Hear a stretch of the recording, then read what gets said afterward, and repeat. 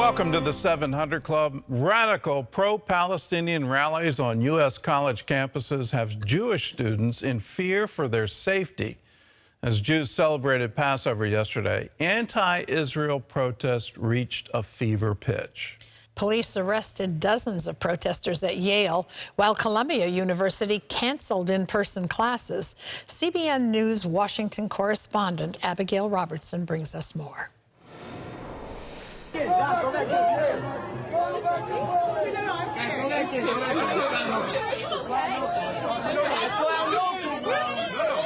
On Columbia's campus, Jewish students endured threats with calls to go back to Poland. Here, a demonstrator points at pro-Israel students while holding a sign that reads, "Al-Qassam's next targets." And a Jewish professor is denied entry to the campus while school officials look on. I am a professor here. I have every right to be everywhere on campus. You cannot let people that support Hamas on campus and me, a professor, not go on campus. Let me in now. Meanwhile, other Columbia faculty members joined protesters chanting "Free Palestine" and calling for the school to divest from companies selling weapons to Israel. Demonstrations growing more radical have Jewish students fearing for their safety, leading one rabbi to tell students to stay away because the school can't protect them. I was there today, and it made me sick hearing the things they were saying and doing. So over this holiday, I kind of just want to try to avoid it as best as I can for my own safety. Monday, the school went to online classes only as New York Governor Kathy Hochul came to see the situation firsthand. Students are scared. They're afraid to walk on campus. They don't deserve that. I've never seen a level of protest that is so person to person. It is so visceral. And I'm not calling on everyone. People need to find their humanity.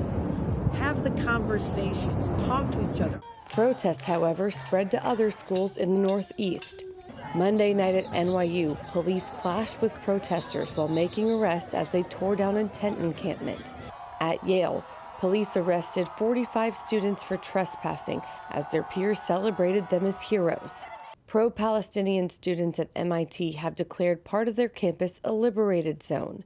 While at Harvard, officials shut down Harvard Yard until Friday to prevent similar protests. The reaction is simply horror.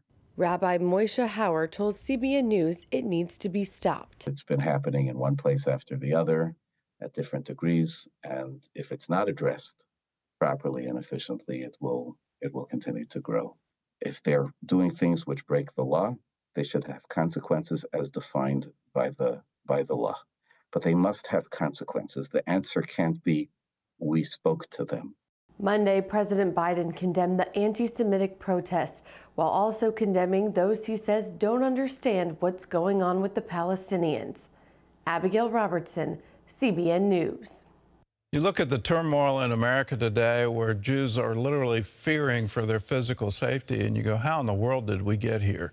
On the eve of Passover, to have this kind of outbreak is just absolutely incredible to me. But on the protesters' side, do you not understand the history? That the history goes back to a refusal to accept a UN resolution establishing the state of Israel. When the UN recognized Israel, you said, no, we don't recognize Israel. We're going to go to war. And that is the ideological reason behind all of this. I heard a commentator say the other day that the reason Hezbollah is in southern Lebanon is because of the IDF. And I'm going, you're out of your mind. You do not understand the history. After 1948, yes, did Lebanon join with all the other Arab nations and go to war against Israel? Yes. Did they lose that war? Yes. Did they come to peace and live in peace with Israel? They didn't participate in the Six-Day War. They lived in peace up until the PLO was transferred there from Jordan. Jordan kicked them out because they were trying to overthrow the king. They go into southern Lebanon, establish refugee camps, and from those refugee camps start launching attacks against Israel and forced Israel to invade southern Lebanon to stop it. That's the history. That's the accurate history of what's happening. There was no occupation of Gaza before October 7th. Israel had completely withdrawn. Gaza was able to regulate themselves, govern themselves, in that they chose to elect Hamas, and Hamas chose to attack Israel. Why? Because they do not accept the Jewish state. They do not accept international law, and they want to drive Israel into the sea. So when you hear that slogan, from the river to the sea, Palestine will be free, what's that calling for is a genocide, to kill every single Jew in Israel and to remove Israel from the map. That is what these protesters are supporting.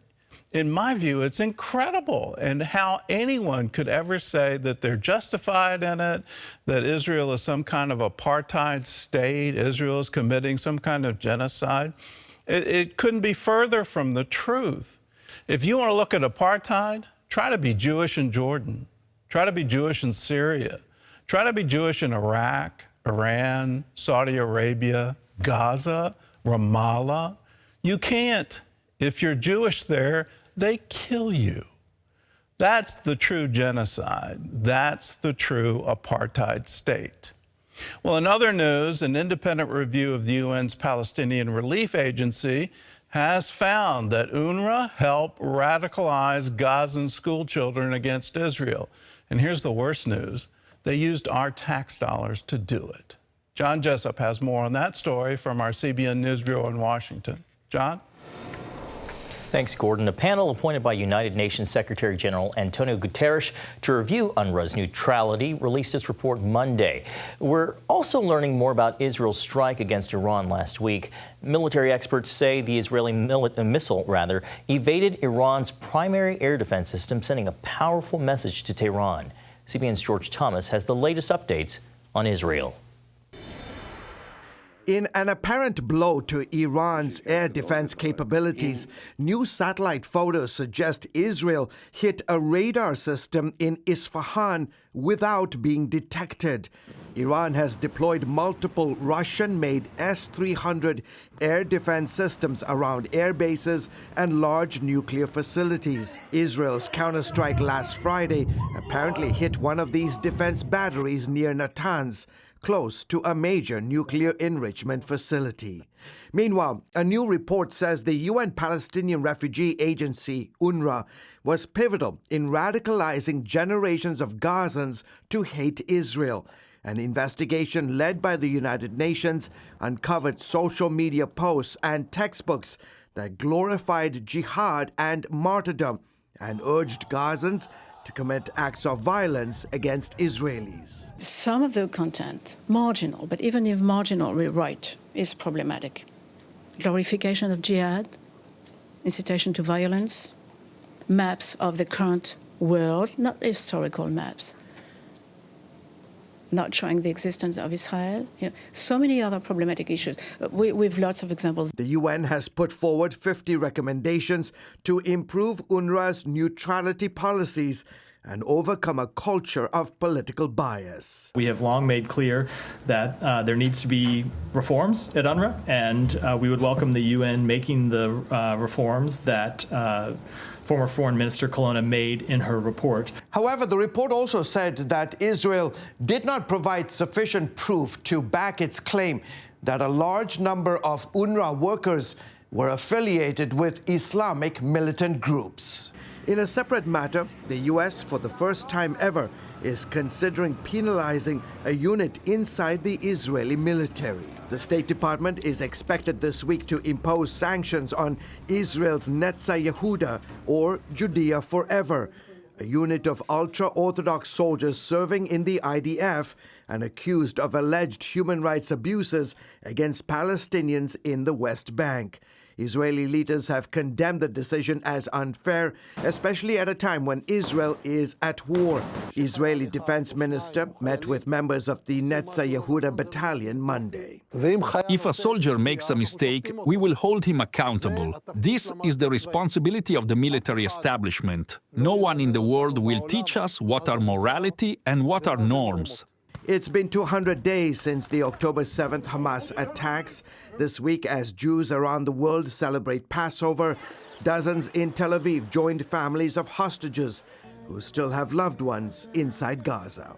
We are doing this at the Hostages Square to unite together with a saying that we cannot celebrate anything that has to do with freedom when we have hostages in Gaza. George Thomas, CBN News.